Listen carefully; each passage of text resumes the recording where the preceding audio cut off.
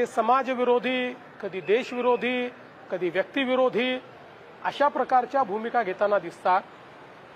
माझी अपेक्षा आहे की विरोधी पक्षाने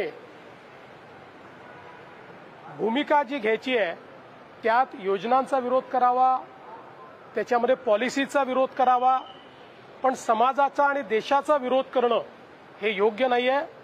ईश्वर त्यांना सुबुद्धी देईल अशी माझी अपेक्षा आहे। मराठा आरक्षणासंदर्भामध्ये कोर्टामध्ये 2 याचिका देखील आहेत, ते दाखल झालेल्या आहेत। 2 याचिका